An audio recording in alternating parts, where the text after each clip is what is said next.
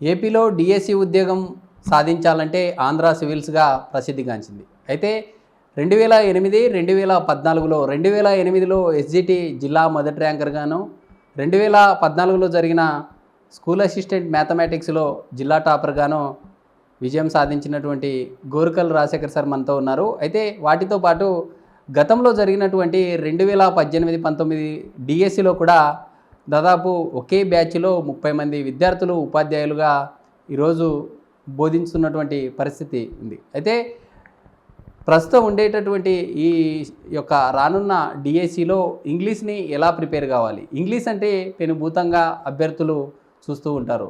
Sir మనతో ఉన్నారు. సార్తో మాట్లాడి ఇంగ్లీష్ సంబంధించినటువంటి సబ్జెక్టు ఎలా ప్రిపేర్ కావాలనో సార్తో మాట్లాడను. సార్ నమస్తే, చెప్పండి, ఇంగ్లీషు ప్రధానంగా అభ్యర్థులు ఎలా ప్రిపేర్ కావాలి? So first of all DSC సిలబస్ను సరిగా అర్థం చేసుకుంటే ఇంగ్లీష్లో ఉన్నవి చాలా కొన్ని టాపిక్స్ మాత్రమే, ముఖ్యంగా లిటరేచరు, అలాగే ఫార్మ్స్ ఆఫ్ లాంగ్వేజు, సెంటెన్సు, అలాగే టెన్సెస్, ఇంకా పాస్ ఆఫ్ స్పీచ్ మాత్రమే. సో మొత్తం 8 మార్క్స్కి అంటే 16 బిట్స్ వస్తాయి. ఈ 16 బిట్స్లో గతంలో లాగానే ఒక 3-4 బిట్స్ లిటరేచర్ నుంచి రావచ్చు, అలాగే 1 or 2 ఆర్టికల్స్, 1 or 2 ప్రిపోజిషన్స్, అలాగే 2 or 3 టెన్సెస్, అలాగే 1 or 2 సెంటెన్సెస్ నుంచి రావచ్చు. సిలబస్ని సరిగ్గా అర్థం చేసుకుంటే ఫస్ట్ ఆఫ్ ఆల్ అన్ని టాపిక్స్ కాకుండా ఈ టాపిక్స్ మీద బాగా ఫోకస్ చేసి సరిపోతుంది. అంటే మనం చూస్తూ ఉన్నాం, లిటరేచర్ అనేది ఈ మధ్య కాలంలో జరుగుతున్నటువంటి ఎగ్జామ్స్లో ఉంది. యాక్చువల్గా లిటరేచర్ అనగానే స్కూల్ అసిస్టెంట్ ఇంగ్లీష్కి ఉండే సబ్జెక్ట్ అది. ఎందుకు ఈ యొక్క సబ్జెక్ట్ యొక్క పరిధి పెరిగిందంటారు? సో ఒకప్పుడు మేము డిఎస్సి రాసినప్పుడు స్టార్టింగ్లో ఇంగ్లీష్ సబ్జెక్ట్ కూడా లేదు. ఇంగ్లీష్ వచ్చింది, తెలుగు మెథడ్స్ వచ్చింది, తెలుగు వచ్చింది, అలాగే ఇంగ్లీష్ మెథడాలజీ వచ్చింది. ఇన్ని టాపిక్స్ ఎందుకంటే రాయంటే ఒక నాణ్యమైన వ్యక్తిని టీచర్గా తీర్చిదిద్దడానికి. సో ప్రధానంగా లిటరేచర్ అంటే అది కేవలం స్కూల్ అసిస్టెంట్ ఇంగ్లీష్కి మాత్రమే ఉంటుంది.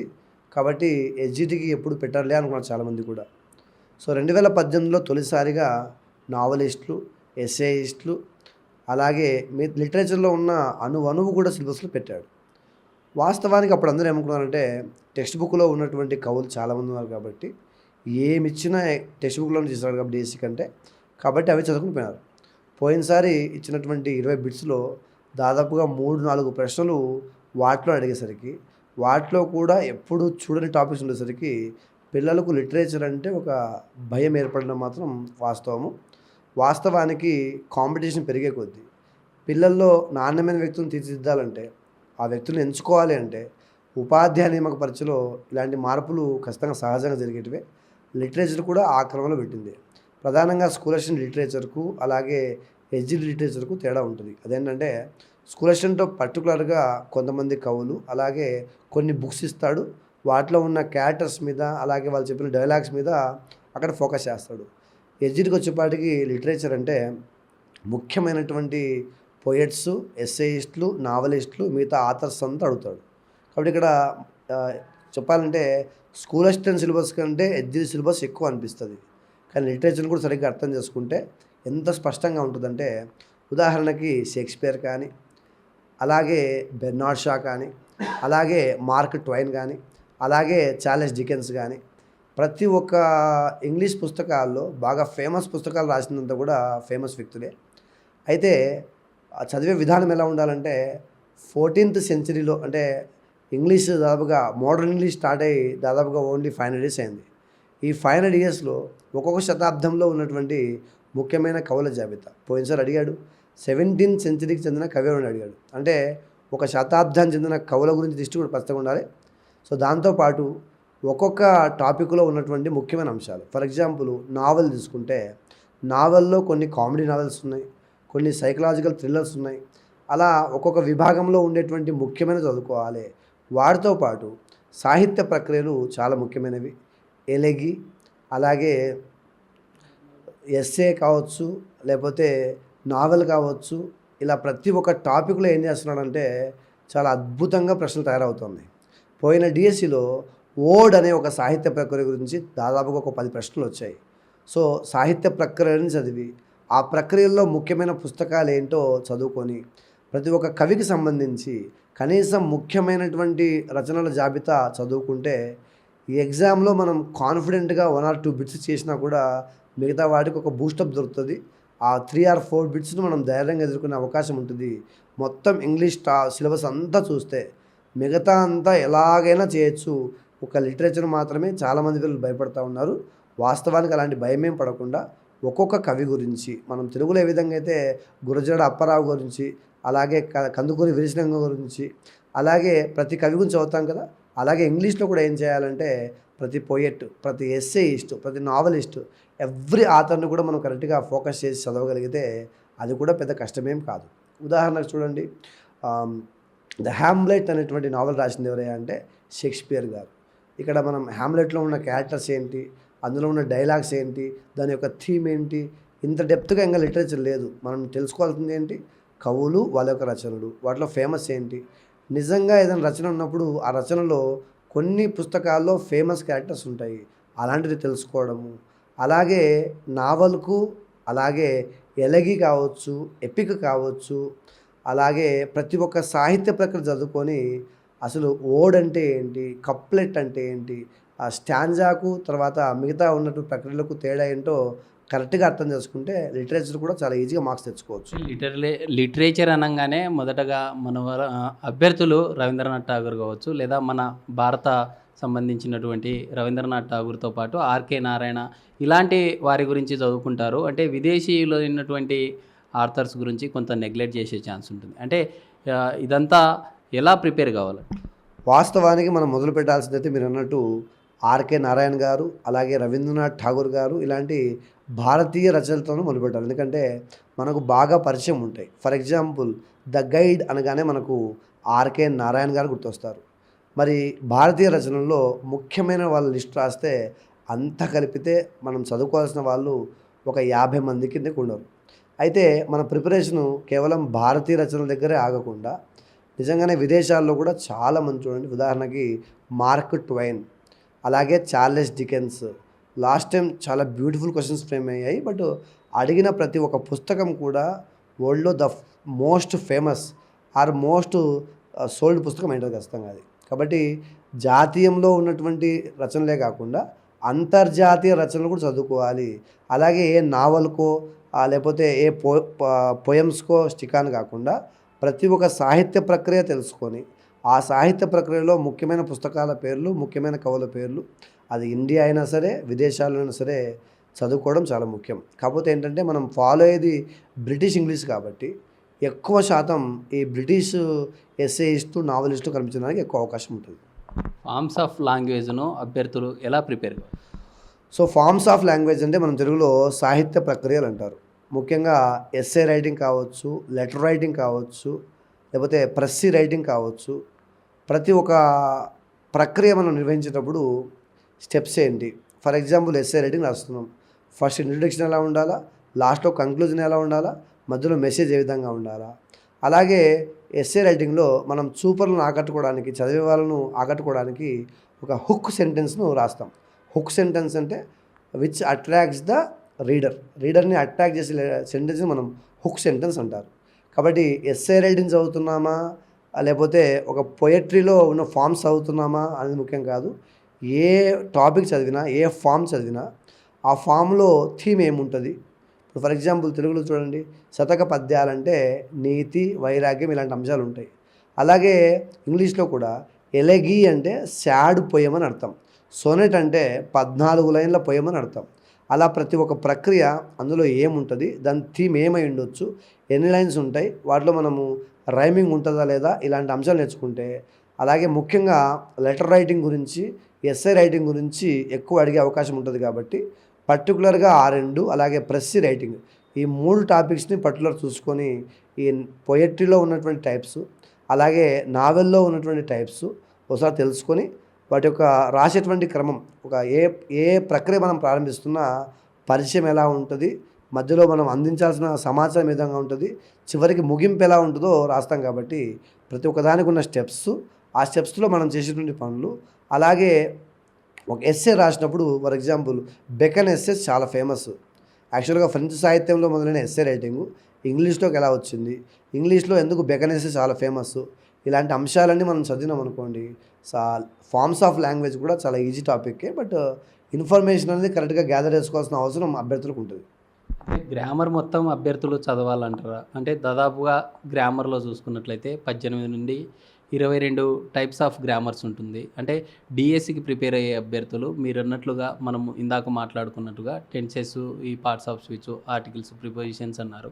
అంటే గ్రామర్ మొత్తం ప్రిపేర్ కావాలంటారా? లేకుంటే కంప్లీట్‌గా సిలబస్‌లో మెన్షన్ చేసినటువంటి అంశాలు మాత్రమే చదవాలా? వాస్తవానికి సిలబస్ అనేది బౌండెడ్గా ఉన్నప్పుడు మనం దాని గురించి ఎంత థీసిస్ చేసినా తప్పులేదు. కానీ ఇప్పుడు ఒక ఇంగ్లీష్ కాకుండా చాలా సబ్జెక్టులు ఉన్నాయి, బోర్డంత సిలబస్ ఉంది కాబట్టి ఇచ్చిన టాపిక్స్ని బాగా స్టిక్ ఆన్ అయిపోయి. ఫర్ ఎగ్జాంపుల్ అక్కడ సెంటెన్స్ అన్నాడు.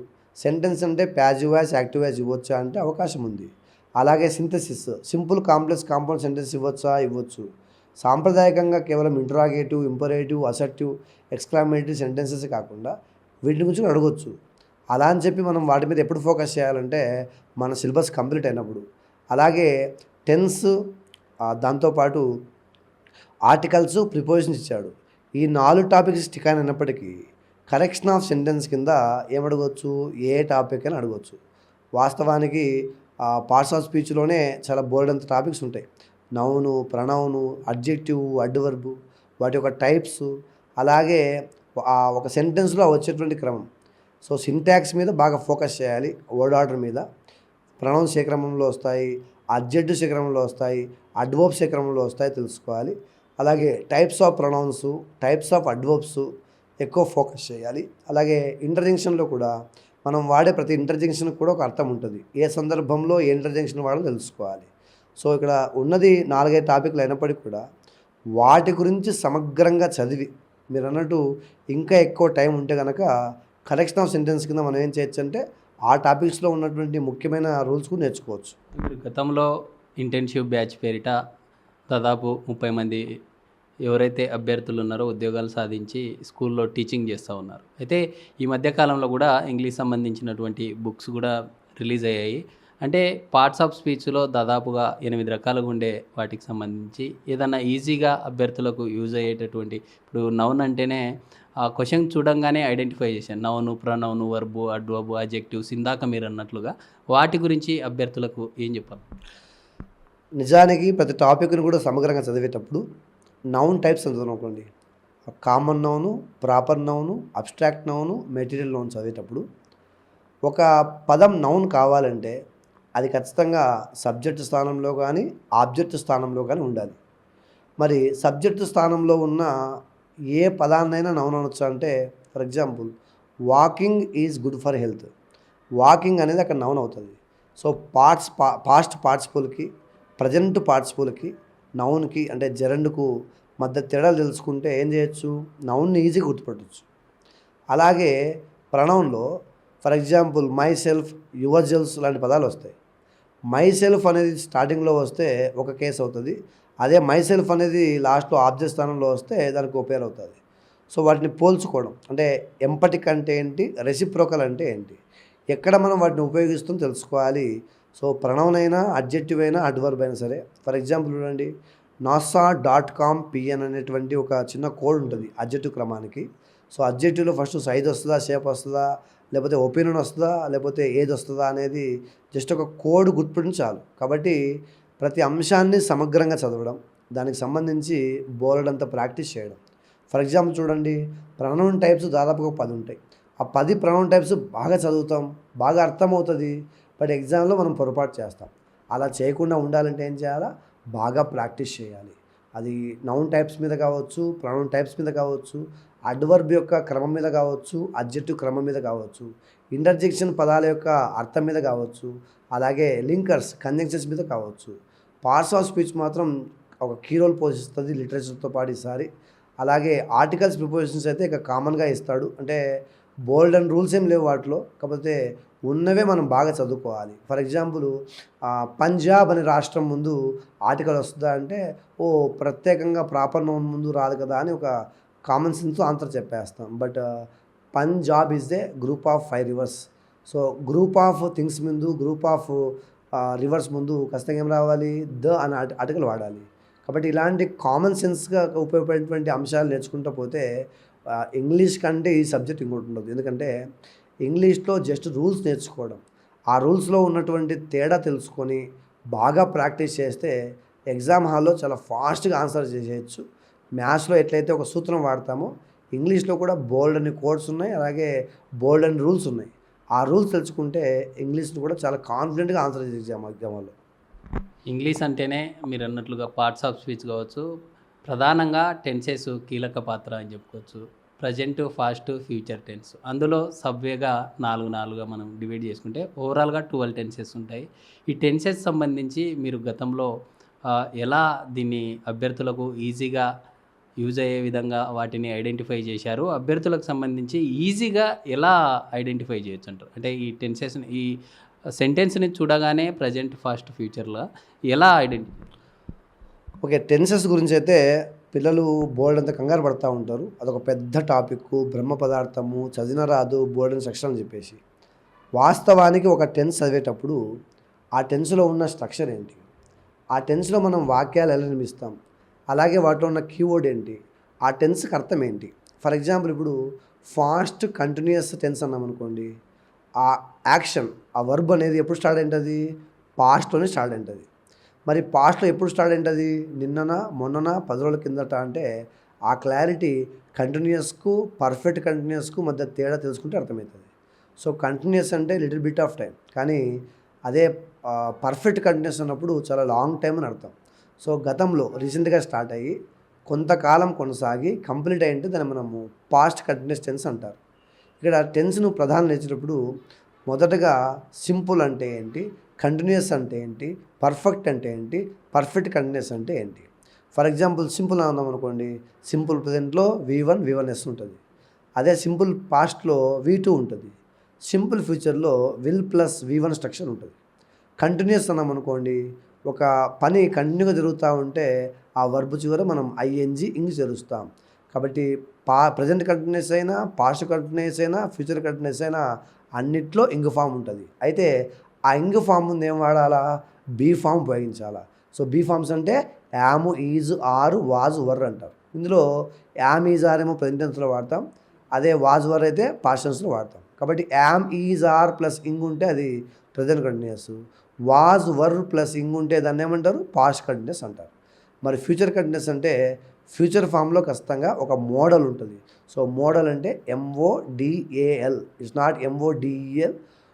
మోడల్స్ అంటే ఏంటంటే విల్లు, షెల్లు, కెన్ను ఇలాంటి వాటిని మోడల్స్ అని అంటారు. మరి మోడల్ ఖచ్చితంగా ఉంటుంది కాబట్టి ఫ్యూచర్లో విల్ అన్నప్పుడు ఈ పక్క ఇంగ్ ఉన్నప్పుడు ఖచ్చితంగా ఏం రావాలి, బీ ఫామ్ రావాలి. కాబట్టి విల్ బీ అనే స్ట్రక్చర్ వస్తుంది. విల్ బీ ప్లస్ ఇంగ్ అంటే ఏ స్ట్రక్చర్ అవుతుంది, ఫ్యూచర్ కంటిన్యూస్ అవుతుంది. ఇలా కంటిన్యూస్ స్ట్రక్చర్ ఒక రకంగా ఉంటుంది, పర్ఫెక్ట్ ఒక రకంగా ఉంటుంది, పర్ఫెక్ట్ కంటిన్యూస్ ఒక రకంగా ఉంటుంది.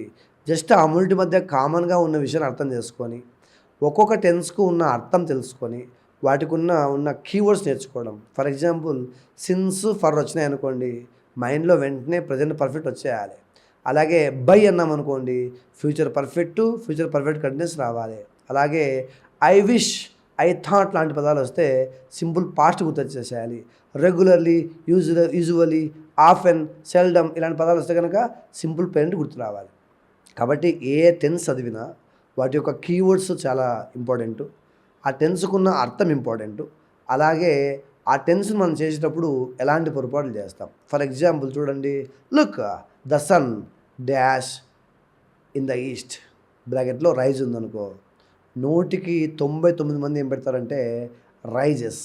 ఎందుకు, సన్ అనేది సింగులరు, అదొక యూనివర్సల్ ట్రూత్ కాబట్టి రైజెస్ అని చెప్తారు. వాస్తవానికి అక్కడ లుక్ అనే కీవర్డ్ ఏం చెప్తుంది, ప్రజెంట్ కంటిన్యూస్ తెలియజేస్తుంది. అందుకే అక్కడ look the sun is rising అనేటువంటి వర్బ్ రావాలి. కాబట్టి స్పష్టంగా చదవడము, బోల్డ్ అంతా ప్రాక్టీస్ చేయడము, అలాగే కాన్ఫిడెంట్గా నేర్చుకోవడము.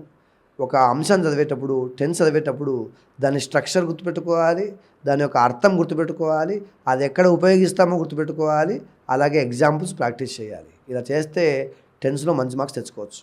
చాలామంది అభ్యర్థులు మీరు చెప్పినట్లుగా ఏవైతే మ్యాథమెటిక్స్లో ఉండే ఈక్వేషన్స్ ఉంటాయో అలాంటి ఈక్వేషన్స్నే అభ్యర్థులు క్లియర్గా నోట్బుక్లో క్లియర్గా రాసుకుంటారు. రాసుకున్న తర్వాత అభ్యర్థులు కన్ఫ్యూజ్ అయ్యే ఛాన్స్ ఉంటుంది. కన్ఫ్యూజ్ కాకుండా ఉండాలంటే ఎలాంటి సాధన చేయాలి?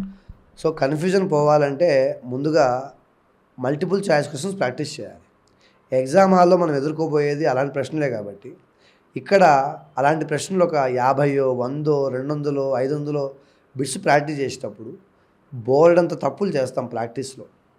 అయితే ప్రాక్టీస్లో కూడా చూడండి, చాలామంది ఏం చేస్తారంటే వెనక ఆన్సర్స్ ఉంటే ప్రాక్టీస్ చేసేటప్పుడే ఒక క్వశ్చన్ చూస్తారు, వెంటనే ఆన్సర్ చూసుకుంటారు, క్వశ్చన్ చూస్తారు, అప్పుడు మైండ్కి పని ఉండదు.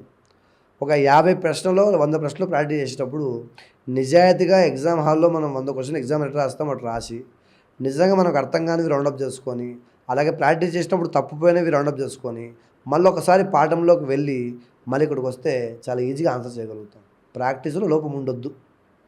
ఆర్టికల్స్ అంటే ఏ అండ్ దీలే కదా అని అభ్యర్థులు అనుకుంటారు, కానీ ఇందులో కూడా అభ్యర్థులు ఫుల్ఫిల్గా ఎగ్జామ్ హాల్లో చేయలేని పరిస్థితి. తప్పులు జరగకుండా అభ్యర్థులు ఎలాంటి జాగ్రత్తలు? సో ఏ అనేమో ఇండిఫరెంట్ ఆర్టికల్స్, దా ఏమో డెఫినెట్ ఆర్టికల్. ఫస్ట్ ఒక బేసిక్ రూల్ అర్థం చేసుకుంటే మనం దాదాపుగా ఒక 20 to 30% ఆర్టికల్స్ చేసేయచ్చు. అలాగే ఓవెల్స్ ముందా ఓవెల్ సౌండ్ ముందా అనేది స్పష్టంగా చదవకపోతే 1 రూపీ కాయిన్లో వన్ అనే పదంలో ఓ అనే అక్షరం ఉంటుంది. చాలామంది వెంటనే ఆన్ పెట్టేస్తారు. అలాగే ప్లేగ్ అనేటువంటి వ్యాధి ఉంటుంది. డిసీజెస్ ముందు ఆర్టికల్ రాదు కదా అని ఒక సెన్స్ ఉంటుంది. వాస్తవానికి అక్కడ ది ప్లేగ్ వాడాలి. ఆర్టికల్సే కదా అని మనం తక్కువ అంచనా వేస్తే అందులో కూడా చాలా డిఫరెంట్గా అడగవచ్చు. For example dash gold is a medal అన్నప్పుడు ఆర్టికల్ రాదు. అలా కాకుండా dash gold ring costs 24,000 rupees అన్నాం అనుకో, ఏ గోల్డ్ రింగ్ వస్తుంది. Dash gold ring which I have lost yesterday I found just now అన్నాను అనుకో, అక్కడ దా వాడతాం. ఎందుకంటే పర్టికులర్గా మనం పోగొట్టుకున్న రింగ్ గురించి మాట్లాడుతున్నాం కాబట్టి. అంటే ఎక్కడైతే రాదనుకుంటున్నామో అక్కడ కూడా మనం ఆర్టికల్స్ మార్చి తెప్పించడానికి అవకాశం ఉంది. కాబట్టి రూల్స్ను స్పష్టంగా చదువుకోవడం, ముఖ్యంగా ఒమిషన్ ఆఫ్ ఆర్టికల్స్లో ఉన్నటువంటి రూల్స్, అలాగే ఒమిషన్ ఆఫ్ ఆర్టికల్స్లో మనం కన్ఫ్యూజ్ అయ్యేటువంటి టాపిక్స్, అలాగే ఒమిషన్ ఆఫ్ ఆర్టికల్లా కనిపించి మనం ఆర్టికల్ పెట్టాల్సినటువంటి అంశాలు తెలుసుకుంటే ఆర్టికల్స్లో కూడా మంచి మార్క్స్ తెచ్చుకోవచ్చు. ఫర్దర్గా ఉండే చాప్టర్ వచ్చేసి ప్రిపోజిషన్. ఇందులో ప్రధానంగా ఎలా అభ్యర్థులు ప్రిపేర్ కావాలి? ఓకే, ప్రిపోజిషన్స్ కూడా బోల్డ్ అన్నీ ఉన్నాయి, కొన్ని వందలు కొన్ని వేలు ఉన్నాయి. కాబట్టి ఏం నేర్చుకోలేమని ఫస్ట్ అబద్ధం. ఎందుకనంటే ఇన్ను, ఆను, అట్టు, అక్రాసు, అలాంగు, సిన్సు, ఫర్రు, ఇలా వాటి మధ్య ఉండే పోలికలను బట్టి చాలా ప్రిపోజిషన్స్ మనకు వచ్చుంటాయి.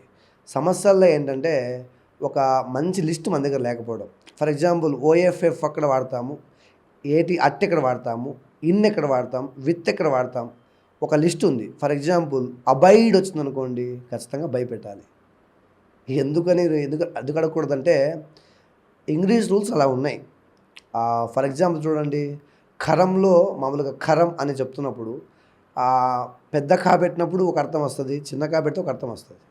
ఇంగ్లీష్లో కూడా ఒక పదం తర్వాత మనం వాడే ప్రిపోజిషన్ సరిగ్గా వాడకపోతే దానికి అర్థం మారిపోతుంది. చూడండి, ఫర్ ఎగ్జాంపుల్ అగ్రి టు అనాలన్నా అగ్రి విత్ అనాలన్నా అనేది పర్సన్తో అక్కడ యాక్సెప్ట్ చేస్తానని అగ్రి అవుతున్నాడా లేదా అగ్రిమెంట్తో అగ్రి అవుతున్నాడు ముఖ్యమవుతుంది. కాబట్టి ప్రతి ఒక్క ప్రిపోజిషన్స్కి ఉన్నటువంటి వొకాబులరీ అయితే ఉందో ఆ ప్రతి ఒక్క పదాన్ని తెలుసుకుంటే చేయొచ్చు. అయితే ఒక దగ్గర స్టిక్ ఆన్ కాకూడదు. ప్రిపోజిషన్ విషయంలో కొన్ని అంశాలు నేర్చుకొని ఇవే ఎగ్జామ్కి వస్తాయని మాత్రం వదిలేస్తే మాత్రము ప్రిపోజిషన్ ఏదైనా కొత్తగా వచ్చినప్పుడు అప్పటికప్పుడు ఇంగ్లీష్ పిల్లలు ఎలా చేస్తారంటే ఓ ప్రశ్న చదువుతారు, ఆ ప్రశ్నలో ఇన్ను, ఆను, అట్టు పెడతారు. ఏది చదివినప్పుడు బాగా అనిపిస్తే అలా ఆన్సర్ చేసేస్తారు. మరి నిజంగా కాంపిటేటివ్ యుగంలో ఇంత కాంపిటీషన్ ఉన్నప్పుడు ప్రతి ఒక్కడికి జాబ్ రావాలని కోరుకుంటున్నప్పుడు అలాంటి చిన్న చిన్న పొరపాట్లు చేయకూడదు. నా ఉద్దేశం ఏంటంటే ఓటమికి అవకాశం ఇవ్వద్దు ఏ రూపంలో కూడా. అది ఆర్టికలా, ప్రిపోజిషనా, లిటరేచరా, టెన్సా, పార్ట్స్ ఆఫ్ స్పీచా. పార్ట్స్ ఆఫ్ స్పీచ్లో ఇంటర్జంక్షనా, కంజంక్షనా, వర్బా, ప్రిపోజిషనా కాదు. ఏ టాపిక్ అయినా సమగ్రంగా చదవడం, అలాగే బాగా ప్రాక్టీస్ చేయడం, తప్పుపోయిన అంశాలని మళ్ళీ ఒకసారి పాఠంలోకి వెళ్ళి బాగా విశ్లేషించుకుంటే ఇంగ్లీష్ని కూడా చాలా కాన్ఫిడెంట్గా చేయొచ్చు. ఇంకొక బ్రహ్మసూత్రం ఏంటంటే ఇంగ్లీష్తో రూల్స్ బాగా నేర్చుకుంటే, కాన్ఫిడెన్స్ బాగా ఉంటే వితిన్ 2 minutesలో ఇంగ్లీష్ సబ్జెక్ట్ అంతా ఆన్సర్ చేసేయచ్చు. ఎందుకనంటే మ్యాథ్స్లో లాగా ఫార్ములాస్ వేసి సాల్వ్ చేసిన పని లేదు. అలాగే సైన్స్లో లాగా అక్కడ ఏదో శాస్త్రీయ పదజాలం ఏమి ఉండదు. ఈవెందో తెలుగులాగా బోల్డ్ అంత సబ్జెక్ట్ ఏం కాదు. అలాగే మిగతా సబ్జెక్ట్ ఏది తీసుకున్నా సరే మనకు తెలియకపోతే ఎటువంటి ప్రయత్నం చేయలేము అనేటువంటి సబ్జెక్ట్ అయితే ఇంగ్లీష్ కాదు. అభ్యర్థులు ప్రధానంగా టెన్సెస్ కావచ్చు, పార్ట్స్ ఆఫ్ స్పీచ్‌లో మీరు చెప్పినట్లుగా కొన్ని ట్రిక్స్ వాటిని నేర్చుకొని వెళ్తున్నారు. ఎగ్జామ్‌లో ఇక్కడ చదివినటువంటి క్వెషన్సే డైరెక్ట్‌గా వస్తే కూడా వాటిని ఫుల్‌ఫిల్ చేయలేనటువంటి పరిస్థితి. ఎందుకంటారు? ఆత్మవిశ్వాసం వరకు మంచిదే, కరెక్టే. కానీ మనం నేర్చుకున్నదే పరీక్షలో అడుగుతారనేది మాత్రం అబద్ధం. ఎందుకనంటే ఒకానొక టైంలో డిఎస్సి పరీక్ష విధానం చూసుకుంటే టెక్స్ట్ బుక్‌లో పిన్ టు పిన్ ఏముంటే అవి ఇచ్చేవాడు. కానీ కాంపిటీషన్ పెరిగే కొద్దీ ఏం చేస్తున్నాడు, బోల్డ్ అని రూల్స్ పట్టుకొని వస్తున్నాడు. వాస్తవానికి ఒకప్పుడు ఒక English faculty types of noun చెప్తే నవ్వేవాళ్ళు, ఇది ఎగ్జామ్కి వస్తాయని చెప్పేసి. ఇప్పుడు అడ్వర్బ్ టైప్స్ చెప్తున్నా, అడ్జెక్టివ్స్ టైప్ వర్బ్ చెప్తున్నా అందరూ ఏం చేస్తున్నారంటే చాలా ఆసక్తిగా వింటున్నారు. సో ప్రధానంగా ఆత్మవిశ్వాసంతో చదవాలి. అలాగే మనం నేర్చుకున్నవే పరీక్షకు వస్తాయని మాత్రం గుడ్డిగా నమ్మకూడదు. ఎన్ని రూల్స్ ఉంటాయో, ఎంత బోల్డ్ ప్రాక్టీస్ చేయాలనో అంత ప్రాక్టీస్ చేసి ఆత్మవిశ్వాసం సంపాదించుకోవాలి. కానీ కొంతమంది ఏమో నాకు ఇంగ్లీష్ రాదు అని నిరాశలోకి, ఇంకొంతమంది ఏమో నాకు వచ్చిన ప్రశ్నలు ఎగ్జామ్లో వస్తాయి అవే రాసిన కొంతమంది, వచ్చిన కాడికి రాద్దాంలే అని ఇంకొంతమంది. ఇలాంటి దృక్పథం ఉంటే నేర్చుకోలేము. ఇంగ్లీష్ కూడా ఒక సబ్జెక్టే. నిజంగా ఆ రూల్స్ నేర్చుకొని మంచిగా ప్రాక్టీస్ కనుక చేయగలిగితే ఎగ్జామ్లో నీకు బాగా టైం సేవ్ చేసేది, అలాగే ఇతరుల నుంచి నిన్ను వేరు చేసేది, అలాగే నీకు మంచి ర్యాంకుని తెచ్చిపెట్టేది అంటే ఇంగ్లీష్ అని చెప్పొచ్చు. అంటే మీరు ఈ మధ్య కాలంలో ఒక ఇంగ్లీష్ బుక్‌ను కూడా రిలీజ్ చేయడం జరిగింది. అంటే గతంలో కూడా మీరు కోచింగు వెళ్ళి అభ్యర్థులకు ప్రాక్టీస్ చేయించే టైంలో కూడా మీ దగ్గర ఒక నోట్స్ ఉండింది. అంటే గతంలో మీరు ఆ నోట్స్‌ని ఎప్పుడు ప్రిపేర్ చేసుకున్నారు? మీరు ఇందాక మాట్లాడుకున్నట్లు ప్రతి టాపిక్ సంబంధించి మ్యాథమెటిక్‌లో ఏ విధంగా ఈక్వేషన్స్ ఉంటాయో అలాంటివే ఉండేవి. ఈ మధ్య కాలంలో మీరు కొత్తగా అప్డేట్ చేసినటువంటి బుక్స్ ఎలా ఉన్నాయి? అంటే ఆ బుక్ యొక్క ముఖ్య ఉద్దేశ్యం ఏమిటి? 2014లో నేను ప్రిపేర్ అయ్యేటప్పుడు అది సెకండ్ టైం ఇంగ్లీష్. 2008లో ఎగ్జిట్ ఇంగ్లీష్ ఉండింది. 2014లో టెట్‌కమ్ టీఆర్‌టీ కాబట్టి అప్పుడు కూడా ఇంగ్లీష్ ఉండింది. సో నేను ప్రిపేర్ చేసిన నోట్స్‌ను చాలామంది పిల్లలప్పుడు జిరాక్స్ చేసుకొని చదువుకున్నారు. ఎందుకనంటే ఇంగ్లీష్‌ని అట్లా కోడ్స్‌తో చాలా సింపుల్ వేలో చెప్పాలంటే మనం ఎంతో సాధన చేసి ఉండాలి. పర్టికులర్గా మనం ఒక తెలుగు మీడియం స్టూడెంట్ అయి ఉండాలి. ఎందుకనంటే ఒక్క నొప్పి కలిగిన వాడికి మాత్రమే తెలుస్తుంది ఆ బాధ ఎలా ఉంటుందో. అందుకే ఇంగ్లీష్ నోట్స్ విషయంలో మాత్రం ఏం చేసేవాళ్ళమంటే ఒక క్వశ్చన్ ఇస్తే మనం ఎలా ఆన్సర్ చేయాలి అనేది ఉన్నది. కానీ సో ఇంగ్లీష్లో మాట్లాడగలగాలి, మంచి ప్రొఫిషియన్సీ రావాలి, ఇట్లాంటి కళలు మాకు లేవు.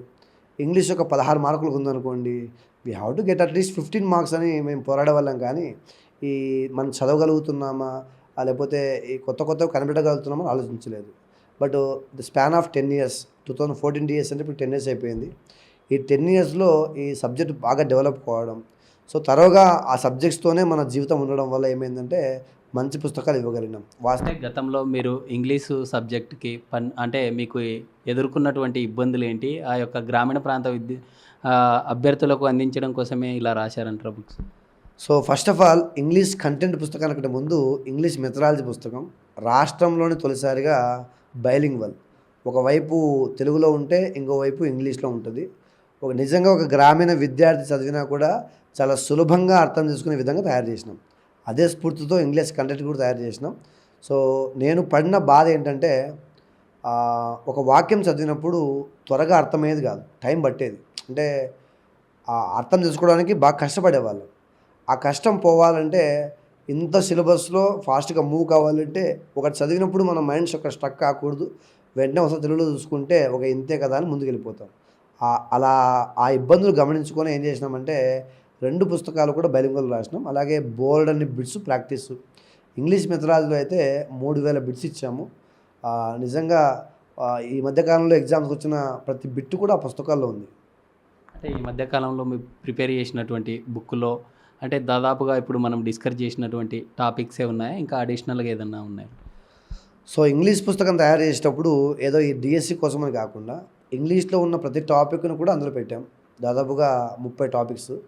For example figures of speech, తెలుగులో అలంకారాలు, ఇంగ్లీష్లో ఫిగర్స్ ఆఫ్ స్పీచ్ అంటారు. వాస్తవానికి అది సిలబస్లో లేదు. బట్ భవిష్యత్తులో ఎవరు ఆ పుస్తకం తీసి చదువుకున్నా సరే, ఏ పరీక్ష రాస్తున్నా సరే ఇంగ్లీష్లో ప్రతి టాపిక్ కవర్ కావాలి కూడా అది చేసినాం. అలాగే ఇంగ్లీష్ మెథడాలజీలో కూడా ఇంగ్లీష్ మెథడాలజీ అంటే ఒక 20-30 పేజీల కంటెంటే అని ప్రపంచం అనుకుంటున్న టైంలో మేము ఒక 500 పేజీల పుస్తకం ఇచ్చాం. అప్పుడు కూడా అందరూ అన్నారు ఇంత లాభా అని చెప్పేసి. కానీ నిజంగా పరీక్షల్లో వచ్చిన ప్రశ్నలు చూసి ఈ పుస్తకమే సరైనది అనుకుంటున్నారు. ఫైనల్గా ఇంగ్లీషు ప్రిపేర్ అయ్యే అభ్యర్థులు పేరు చెప్పంగానే భయపడుతూ ఉంటారు. అలాంటి వారికి మీరు ఏం చెప్తారు? నిజానికి సెకండ్ లాంగ్వేజ్కు ఫస్ట్ లాంగ్వేజ్కు ఉన్న ప్రధాన తేడా అదే. న్యాచురల్ సెట్టింగ్లో ఎటువంటి ఎఫర్ట్ లేకుండా నేర్చుకోగలిగేది మదర్ టంగ్. అందుకే ఫస్ట్ లాంగ్వేజ్ ఈజీ అనుకుంటాం. ఇక సెకండ్ లాంగ్వేజ్ అంటే ఒక ఆర్టిఫిషియల్ సెట్టింగ్ కాబట్టి ఎంతో ఎక్స్పోజర్ ఉండాలి, అప్పుడే ఆ లాంగ్వేజ్ వస్తుంది అనుకుంటారు. కానీ ఇంగ్లీష్ కూడా ఒక లాంగ్వేజే. యాజ్ ఇట్ ఈస్గా తెలుగులో అయితే ఏ రూల్స్ ఉన్నాయో ఇంగ్లీష్ లాంగ్వేజ్లో కూడా అలాంటి రూల్సే ఉన్నాయి. కోర్స్ ఇంగ్లీష్ లాంగ్వేజ్ గ్రామర్ నుంచే తెలుగు గ్రామర్ డెవలప్ అయింది అనుకుందాం, లేదా తెలుగు వల్లే ఇంగ్లీష్ డెవలప్ అనుకుందాం. ప్రధానంగా ఏంటి, ఫర్ ఎగ్జాంపుల్ తెలుగులో ఉపసర్గ ప్రత్యయాలు ఉంటాయి, ఇంగ్లీష్లో ఏమంటాం సఫిక్స్ ప్రిఫిక్సెస్ అంటాం. అలాగే తెలుగులో విభక్తి ప్రత్యయాలు ఉంటాయి, మరి ఆ విభక్తి ప్రత్యయాలని ఇంగ్లీష్లో ఏమంటాం ప్రిపోజిషన్స్ అంటాం. సో వాస్తవానికి అన్నీ మనకు తెలిసిన టాపిక్లే, కానీ ఒక అంశాన్ని సమగ్రంగా చదవకపోవడం లేదా కొన్ని రూల్స్ నేర్చుకొని అక్కడే స్టిక్ ఆన్ కావడం వల్లనే వెనకబడతా ఉన్నారు. టెక్స్ట్ బుక్లో ఉన్నటువంటి ప్రతి అంశాన్ని మన సబ్జెక్ట్కి ఇన్కల్ చేసుకుంటే, ఫర్ ఎగ్జాంపుల్ చూడండి, లాస్ట్ టెట్లో అడిగిన ఒక అద్భుతమైన ప్రశ్న ఏంటంటే, ఇంగ్లీషు భాషలో చాలా పదాలు ఈ అక్షరాలతో అంతం కావు అన్నాడు. 9th క్లాస్ వర్క్ బుక్లో ఉన్నటువంటి బిట్ అది. సో మనం చదివే టాపిక్స్కి టెక్స్ట్ బుక్స్ బాగా కలుపుకోగలిగితే ఇంగ్లీష్లో కూడా చాలా మంచి స్కోర్ తెచ్చుకోవచ్చు. ఎగ్జామ్లో చాలా కాన్ఫిడెంట్గా ప్రతి క్వశ్చన్కు ఇదే ఆన్సర్ అని కాన్ఫిడెంట్గా రాస్తే మిగతా సబ్జెక్టుల మీద అది చూపించే ప్రభావం కూడా చాలా ఆశాజనకంగా ఉంటుంది. ఇది మొత్తంగా ఇంగ్లీష్ సబ్జెక్ట్ సంబంధించి డిఎస్సికి ప్రిపేర్ అయ్యే అభ్యర్థులు ఎవరు కూడా ఆందోళన చెందవలసిన అవసరం లేదు. మ్యాథమెటిక్స్లో ఏ విధమైనటువంటి ఫార్ములాస్ అయితే ఉంటాయో అలాంటి ఫార్ములా విధంగానే ఇంగ్లీష్లో కూడా అభ్యర్థులు ప్రిపేర్ కావడానికి చాలా సులభమైనటువంటి రీతిలో ప్రిపేర్ కావాలి. అభ్యర్థులు ముందుగా ఇంగ్లీష్ అంటే ఆ యొక్క భూతంలాగా చూడొద్దు, అందరూ కూడా ఇంట్రెస్ట్గా చూడాలి, దాన్ని నేర్చుకోవాలనేటటువంటి తపనతో తెలుగులో ఉండేటటువంటి వ్యాకరణ సంబంధించినటువంటి విషయాలు ఏవైతే ఉన్నాయో అలాంటి విషయాలే ఇంగ్లీష్లో ఉన్నాయి, అంతేకాని కొత్తగా లేవు అంటూ కూడా చెప్తున్నటువంటి పరిస్థితి అయితే కనిపిస్తూ ఉంది. అయితే రానున్న రోజుల్లో కూడా ఈ ఉండే ప్రజెంట్ కాంపిటేటివ్ సంబంధించినటువంటి ఈ పరీక్షల్లో అభ్యర్థుల యొక్క సంఖ్య పెరగడంతోనే అప్డేటెడ్ సంబంధించినటువంటి క్వశ్చన్స్ కూడా వస్తున్నాయని కూడా తెలుపుతున్న పరిస్థితి. వీడియో జర్నలిస్ట్ రాజుతో Sriram, big TV, Kurnool. For more videos like this, subscribe Big TV channel.